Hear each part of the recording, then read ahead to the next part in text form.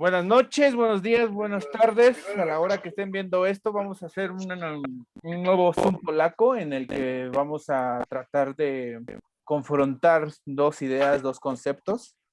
Este video va a tratar, o este podcast, porque ya va a ser también subido como un podcast, va a tratar sobre la democracia versus el totalitarismo o el autoritarismo, según los enfoques que nos vayamos, con los que nos vayamos encontrando, los enfoques teóricos y academicistas. Y pues vamos a tratar de también dilucidar o de tratar de sacar en perspectiva cómo vemos el futuro de la democracia, el futuro de las diferentes corrientes o las diferentes formas de gobierno que vemos en el futuro para la sociedad y para la civilización. Pues no sé quién quiera empezar. Vas, David. Es que no escucho bien. Para términos prácticos, ¿puedes apagar tantito tu micro para que intervenga ahorita David, Poli? Sí, cómo no.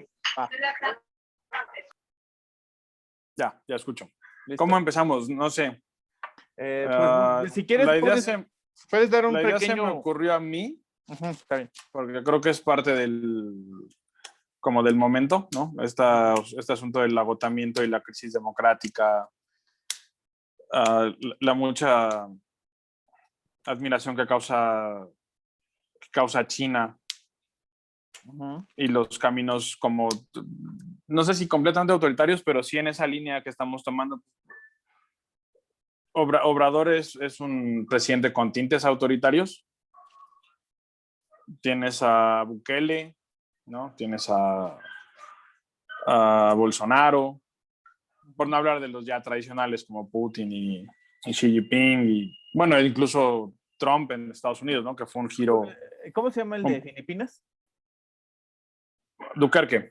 Bueno, también como que es un nombre... Que es como en esa línea, entonces pues, creo que me llamaba la atención que tratáramos el tema y tratar de ver lo más objetivo que podamos cada uno, las ventajas y las desventajas que cada uno de los sistemas tiene. Ok. ¿En términos reales o en términos teóricos? Podemos empezar por la teoría, porque las sociales siempre se empieza por la teoría, pero tratando de centrarnos de aterrizarlo en lo real, ¿no? Porque si nos vamos a teóricos, estaríamos en una guerra de ver a qué teórico escogemos y siempre vas a encontrar uno que defienda un punto particular. Ok. Entonces, empecemos con la democracia. ¿Cuáles crees que sean las ventajas en el siglo XXI? Acotándolo con lo que estamos viviendo ahorita, pandemia, transición tecnológica, la posmodernidad, etcétera, etcétera. ¿Qué ventajas tú le ves a la democracia? La única yo he preferido empezar al revés, pero la única ventaja que le veo que lo hace no negociable para mí es el hecho que te permite negociar las diferencias. Okay. Ningún sistema autoritario está diseñado para negociar diferencias. De ahí viene lo autoritario. Es solo una voz la que vale. Si quieres, como en términos más, como agregarle cosas, yo te lo dije al final de la plática de la semana pasada. Estos últimos 200 años fueron los 200 años de las democracias y también ves los avances que te permite. O sea, esta hipermodernidad y esta capacidad constante de innovación es un producto de las democracias. Pero ¿no sería también más bien que es como un ciclo de que se fundan los cimientos de ciertas cosas en la civilización, pero solamente, bueno, esa es mi idea, se pueden fundar a partir de un hombre fuerte, de ciertas narrativas, de ciertos símbolos, y conforme va pasando el tiempo, tienen que irse esa convergencia de factores entre el poder y grupos que quieren el poder, etcétera, etcétera, etcétera, van destejiendo todo ese asunto de los hombres fuertes, de los símbolos y todo eso, y llegamos como a un punto en ese ciclo en el que se descobija todo eso y se deconstruye, y esa misma deconstrucción como que nos lleva a cierto vacío y nos vuelve a llevar a la necesidad como sociedad o como civilización a tener otra vez hombres fuertes, símbolos. Yo siento que es como un ciclo, no sé si teóricamente podamos explicarlo así. ¿Quién va? ¿Tú? ¿Sigo yo o vas tú, Poli? Voy. Vas. Voy. Primero que nada, yo creo que contestando un poquito la pregunta con la que iniciaste, querido Abraham, la democracia ha sido uno de los sistemas o de los regímenes políticos más estables que ha tenido la humanidad. Entonces, en ese sentido, lo que mencionas, en última instancia, no es tanto como una especie de ciclo, sino que es esta misma razón del conflicto, del conflicto como la razón sustancial de la misma democracia, lo que te lleva constantemente a estar como incluso coqueteando un poquito con ese tipo de situaciones en las que puedes, en cierto sentido, acumular poder. Pero una de las grandes ventajas de las democracias, o por lo menos medianamente plenas, y las democracias plenas, es precisamente para evitar ese tipo de desequilibrios en la fuerza y en el uso del poder. De ahí que precisamente de ahí, gracias a ese tipo de controles, los sistemas de gobierno mucho más estables que ha tenido la humanidad a lo largo de su historia. ¿Alguna réplica que tengas ahí, David? No te escuchas, te ha apagado tu micro, David. A Poli no, después en realidad creo que él y yo estamos bastante cerca en términos de qué sistema preferimos. Tu micrófono, Poli. Ok. Creo que estamos bastante cerca en nuestra preferencia democrática, a lo mejor por razones distintas. Pero me gusta la idea que estabas planteando, porque creo que si bien es cierta, es anacrónica.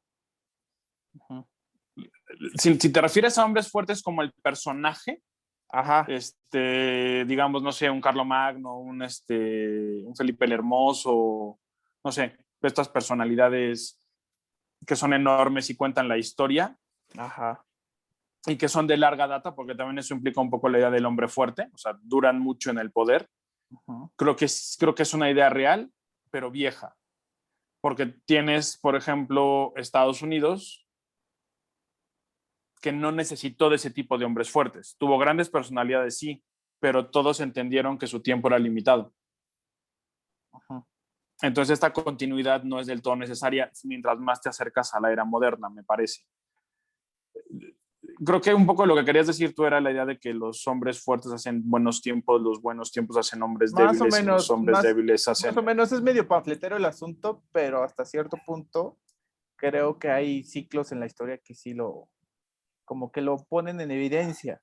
No, en algunas partes de la historia más claro que en otros, ¿no? Creo que, o sea, sí, pero habría que definir también el tipo de hombre fuerte del que estamos hablando. O sea, en el sentido de personalidad, o sea, estamos hablando de gente estoica, porque la gente estoica de la Edad Media no fue la misma que la gente estoica del siglo XIX. Pero... Y ambas personas fueron parte de esta construcción histórica que vemos hoy. Entonces, ¿cuál sería la parte de las personas débiles? Es que también yo creo que ahí, haciendo como un paréntesis, también deberíamos de partir del hecho de que pues, la mayoría o el ciudadano común pues no posee ciertos conocimientos que le lleven a discernir realmente qué le conviene más, si la democracia o el totalitarismo, ¿no? Ok, hagamos ahí una pequeña pausa. Yo dije la sesión anterior que totalitarismo, pero lo cierto es que sí hay diferencias importantes. Y si habláramos del totalitarismo, el cual creo que la que mejor lo define es Arendt, realmente solo podrías encontrar 4 totalitarismos en la historia moderna, que serían la Rusia estalinista, la China de Mao, la Alemania nazi en el periodo de... ¿Por qué salió el Poli? Pues a ver, vamos a esperar a ver si se vuelve a meter, pero tú síguele. Ok, la Alemania nazi en el periodo ya de la guerra y Corea del Norte. Entonces creo que como totalitarismo nos estaríamos excediendo porque no encontrarías lo suficientes. Hablemos de autoritarismo. Ahora, ¿qué es lo que te conviene más? Creo que el asunto con los autoritarismos es que a la gente que le llama la atención el sistema, le llama la atención siempre y cuando sea ad hoc con sus opiniones. Y entonces ahí tendrías el primer problema.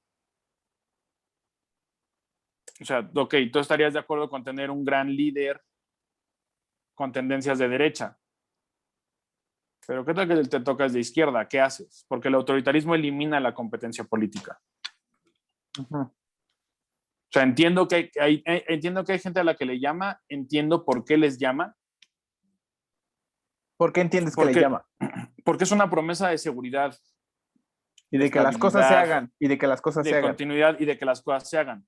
Pero ¿cuántos ejemplos? O sea, si hablamos de la democracia con sus defectos, que tiene muchísimos, hablemos del autoritarismo con sus defectos. ¿Cuántos autoritarismos funcionales ha habido? No sé, a lo mejor tú me dices Pinochet. Se volvió a salir el Poli. A lo mejor le está fallando el internet. A lo mejor tú consideras que Pinochet fue un buen líder autoritario. Pero es que ahí podemos también hacer matices, ¿no? Bueno, o sea, a lo mejor estamos hablando como de qué es lo que llama a la gente al autoritarismo. Pero todos los dictadores caribeños también fueron líderes autoritarios. Y los resultados no fueron magníficos. Entonces, digamos, ¿a quién consideras que fue un buen líder autoritario? Vámonos del otro lado. Castro. Puedes creerlo, o sea, eso es parte de la mitología latinoamericana, ¿no? Fidel.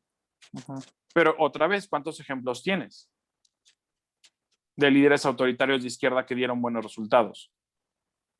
Es una promesa que rara vez se cumple. Pero bueno, también, matizando, ¿no? También no es lo mismo ser autoritario y totalitario en un país tercermundista que ser totalitario en la Rusia estalinista, ¿no?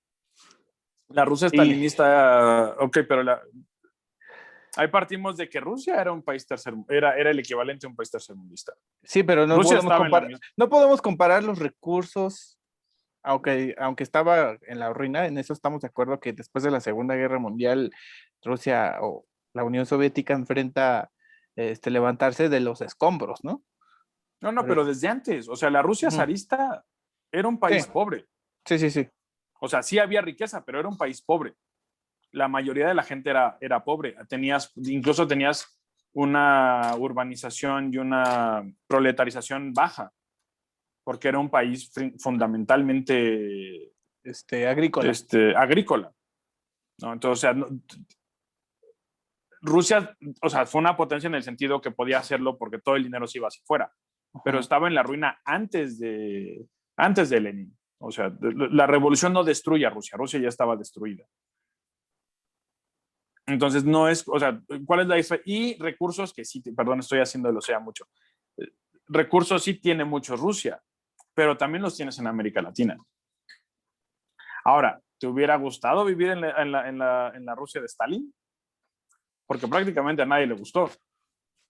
Otra vez es una mitificación. Deberíamos de también tener como un análisis más serio de ese tipo de figuras, porque creo que también hay partes de lo que hablábamos en muchos videos, que también hay un sesgo occidental hacia ese tipo de figuras.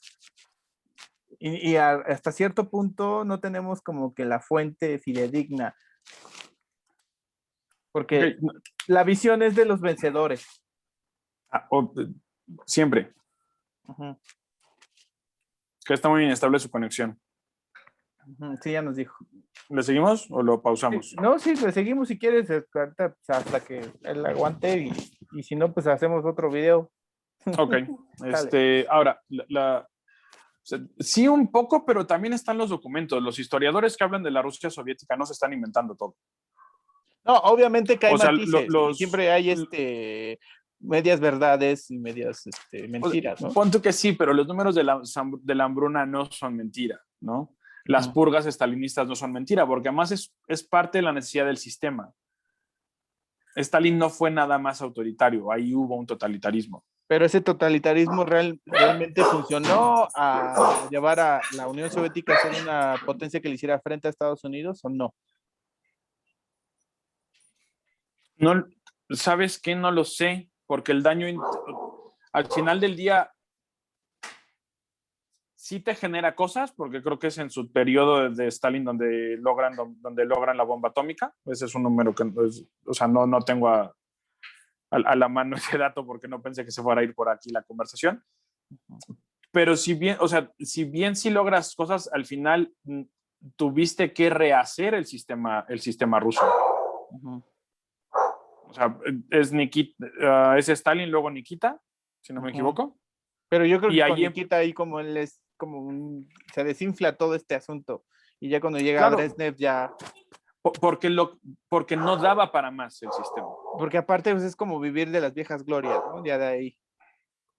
Y además tenías un nivel de agotamiento ya social interno brutal. O sea, el periodo de Stalin fue una serie de acciones de terrorismo de Estado que dejaron agotados a todos. Por eso Nikita tiene que empezar a desarmar parte de ese entramado y luego llega Brezhnev. O sea, no es que deje de ser autoritaria, pero no es la máquina de muertos que sí lo es durante el stalinismo. Muertos que además te servían, ¿no? Para alimentar la causa, ¿no? Ideológica o la narrativa. Ajá, y bueno, y que te hubieran servido de otro modo si no eras tan radical. La cantidad de científicos, de artistas, de técnicos que pasaron a los gulags o al exilio o que fueron pasados por el cuchillo es enorme.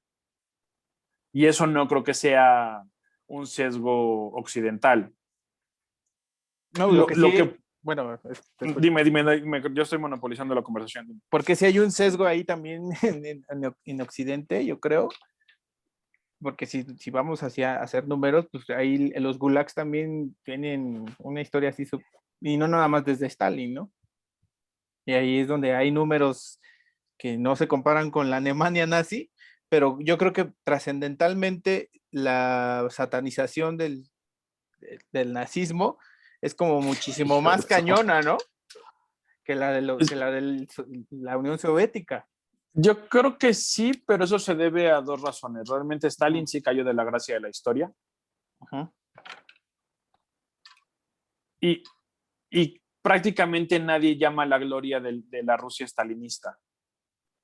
No sé, no cuando, estoy espérame, cuando sí tienes un montón de voces que han encontrado muy atractivo el mito del nazismo.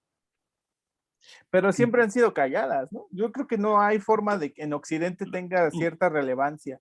Vamos, no, o sea, no es algo que sea, no es lo más mainstream, pero siempre ha estado ahí. ¿Cuántas figuras históricas la gente te puede nombrar tan fácilmente como te nombran a Hitler? ¿Y por qué tú qué crees que se deba que tenga ese peso narrativo y simbólico? Creo que hay una mítica muy particular que se presta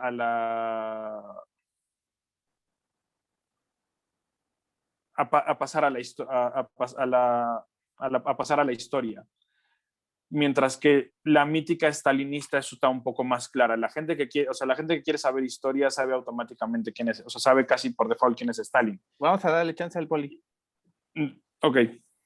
Vale. ¿Quiere hablar el Poli? ¿Tu micrófono ahora sí?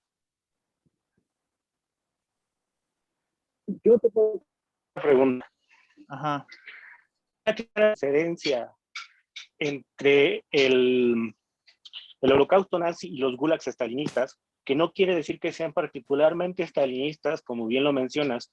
Es este tipo de estaban como pues establecidos, pero se profundizan con Stalin. Ajá. Y incluso hay un libro muy bueno que les recomiendo, de Alexander Solzhenitsyn, que se llama justo El archipiélago Gulag.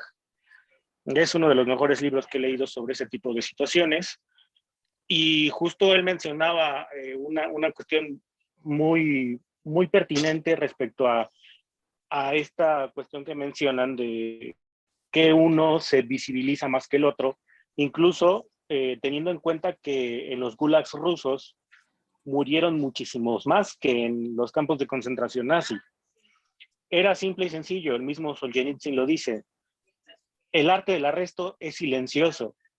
La maquinaria soviética estaba tan bien engrasada, funcionaba de una manera tan eficiente que precisamente era eso, era silenciosa. A esto le sumamos que la atención estaba precisamente centrada en Hitler. Entonces, eso genera un marco de guerra en los términos de Chantal Mouffe, que nos menciona justo esta mujer, en la que la imagen es lo que termina dándole fuerza a una idea sobre otra.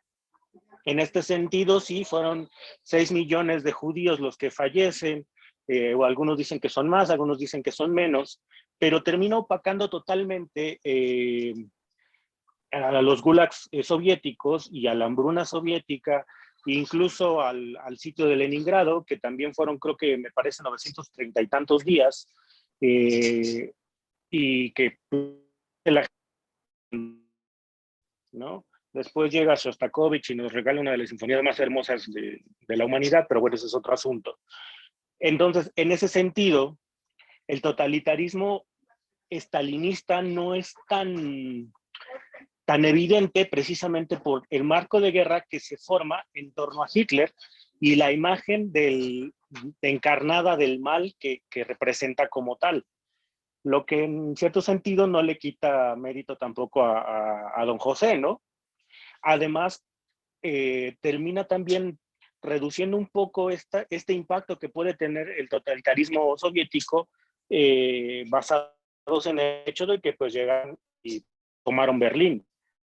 Aunque no lo quieren aceptar los gringos, pues ellos terminaron de ganar la guerra.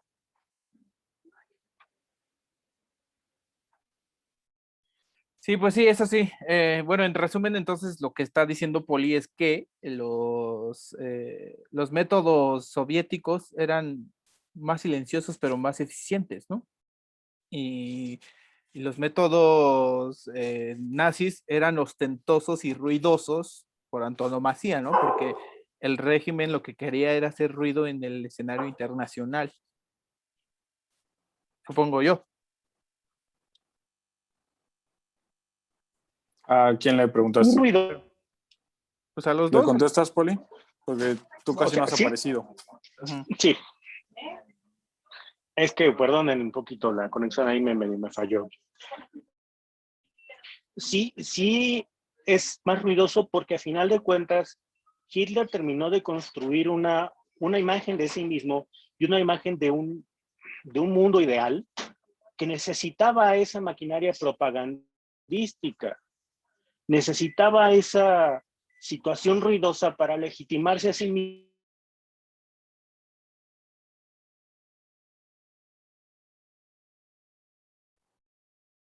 Bueno, creo que ahora sí se nos fue el Poli. Yo creo que lo repetimos el jueves. No, aquí. ¿Estás? ¿Estás ahí? Aquí sigo. Ah, ok. Sí, sí. Déjenme muevo, espérenme tantito. Ok. Mientras, síguele tú. Vas, David. ¿Yo? ¿En qué estábamos? En Ajá, por qué es más... Mira, Peterson dice en una entrevista que le hacen no sé si sí, entrevista o conferencia, está en internet, dice que el problema, o sea, que uno de los problemas del nazismo es que era más importante el asunto judío que todo lo demás. Y creo que eso es un poco lo que le da esta extraña atracción para muchas personas que no tienen porque además es histórico el antisemitismo. Ajá. Sobre todo en Europa, ¿no?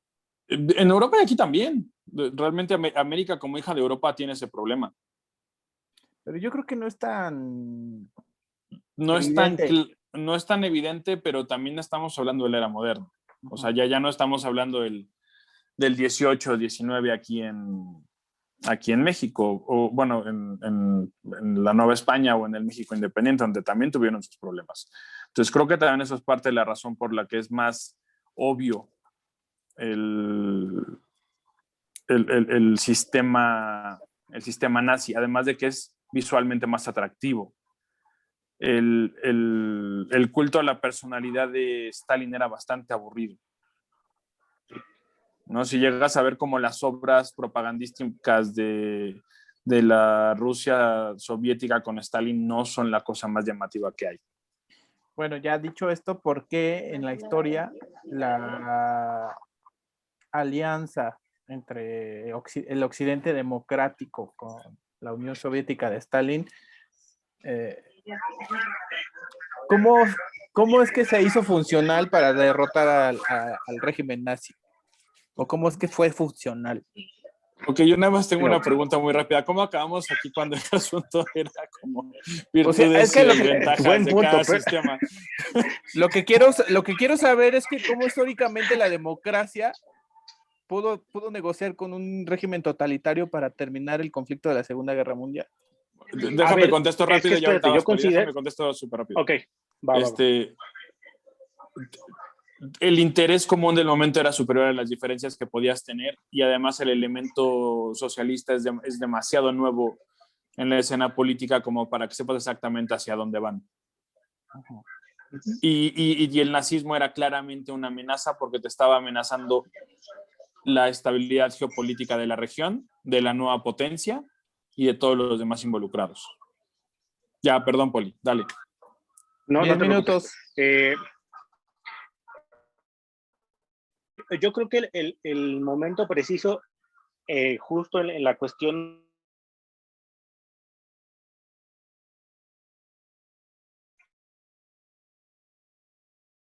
ahí está la respuesta que buscas.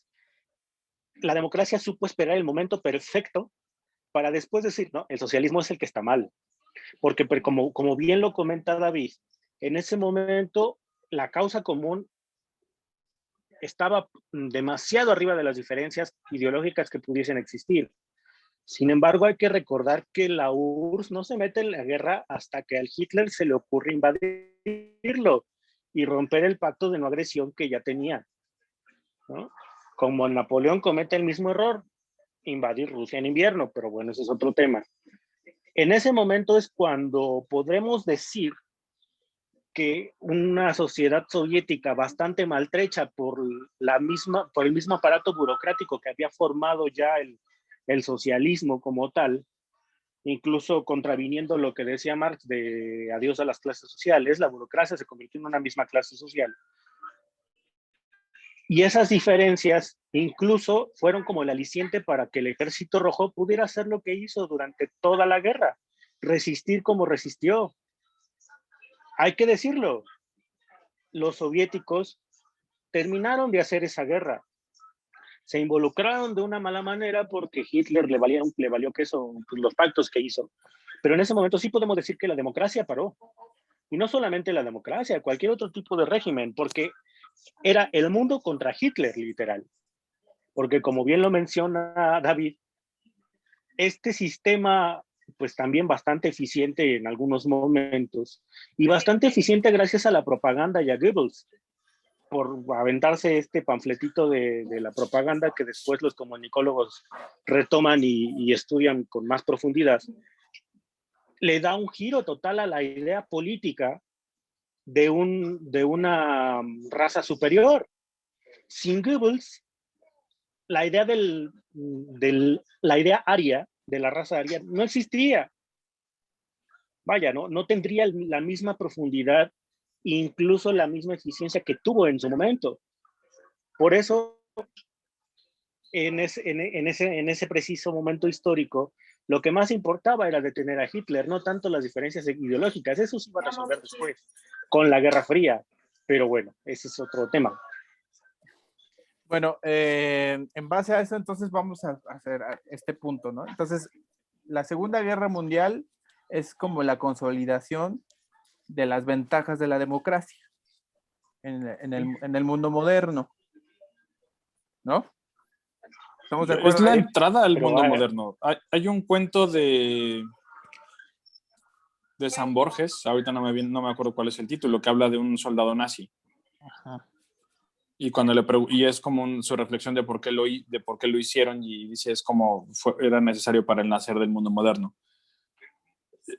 Y creo que la Segunda Guerra Mundial es la que genera todo, o sea, genera el mundo que nosotros vivimos. Okay. La revolución tecnológica, los cambios sociopolíticos que surgen a partir de ahí por los traumas que generan, ¿no? La movilización racial empieza en muchos sentidos. Ahí hay un libro muy bueno que se llama La Fractura. El autor se apellida Blom, no me acuerdo cómo se llama, se los busco si quieren. Y hace una narrativa como cultural de cómo se llega a la Segunda Guerra Mundial y qué pasa inmediatamente después. Y una de las cosas que dices es esa, o sea, cuando tú tienes gente de las minorías americanas que viajan y son vistos como héroes y no sufren el sistema de Jim Crow en Europa, llegan con una actitud distinta. Llegan con un entendimiento distinto de su posición, y tienes por el otro lado las mujeres que tuvieron que salir en masa Justo